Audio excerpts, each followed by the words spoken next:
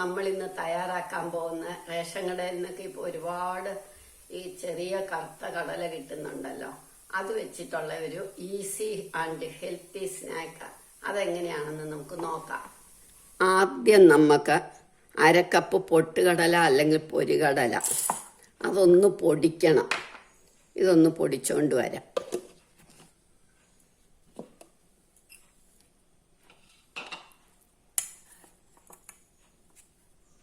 ഇത് നമ്മൾ പൊടിച്ചു. ഇനി നമ്മൾ കുതിർത്ത കടലയായത്.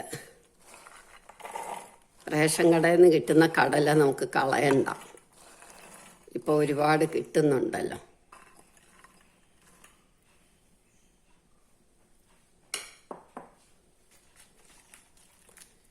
ഇത് നമുക്ക് 3 പിരിയമുളക് അല്ലെങ്കിൽ കാശ്മീരി ചില്ലി, 2 സാധാരണ മുളക്, കൊല്ലമുളക്, അത് ഒന്ന് തരിതരിപ്പായിട്ട് അരച്ചാൽ മതി. നമുക്കൊന്ന് അരച്ചുകൊണ്ട് വരാം.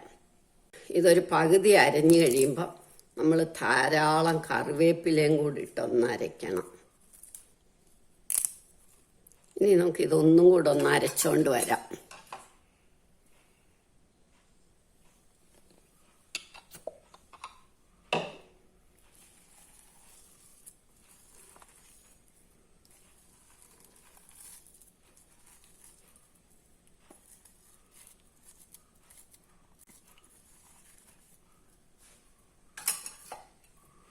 ഇതിനകത്തേക്ക് നമുക്ക് 1 സവാള നന്നായിട്ട് കൊത്തി അരിഞ്ഞത്,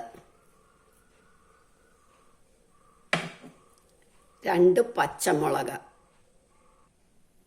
1 ടീസ്പൂൺ ഇഞ്ചി അരിഞ്ഞത്, ചെറുതായിട്ട് കൊത്തി അരിയണം,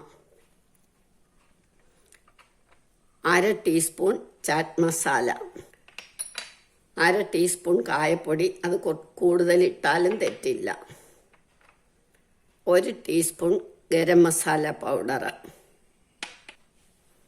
1/2 ടീസ്പൂൺ മാംഗോ പൗഡർ, ഇനിയും പാകത്തിന് ഉപ്പ്.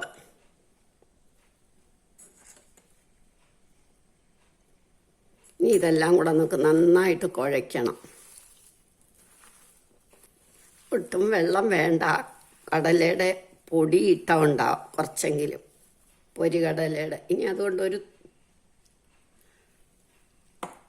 1 ടേബിൾ സ്പൂൺ വെള്ളം ഇങ്ങനെ ഒഴിച്ചാൽ ഒന്ന് യോജിക്കാൻ വേണ്ടിയുള്ള വെള്ളം മതി.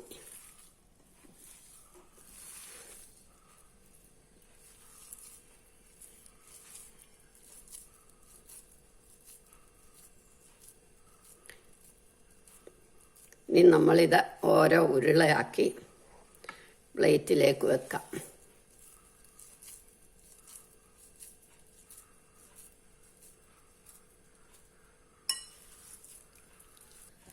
ഇതെല്ലാം നമ്മൾ ഉരുട്ടി കഴിഞ്ഞു. ഇനി നമുക്ക് പാത്രം അടുപ്പേ വെക്കാം. പാത്രം അടുപ്പേ വെച്ച് നമ്മൾ ഒരുപാട് എണ്ണ ഒഴിക്കണ്ട.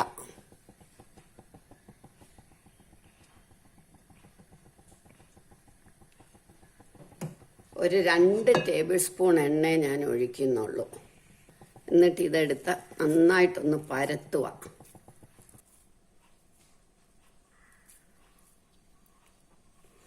ഇനി നമ്മളിതിങ്ങനെ 3-4 എണ്ണ ഇങ്ങനെ അങ്ങോട്ട് വെക്കാം നമുക്ക്.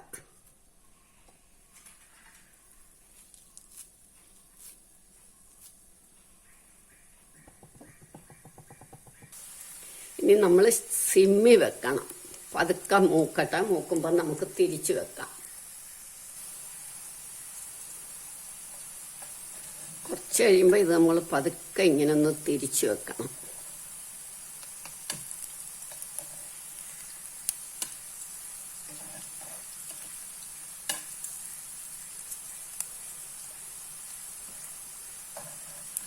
ഒരു സൈഡ് മൂക്കുമ്പോൾ പതുക്കെ ഇത് തിരിച്ചു വെക്കാം.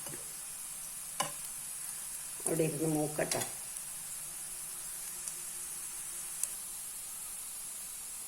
ഇപ്പം ഇത് മൂത്തു. നമുക്കിതെടുക്കാം.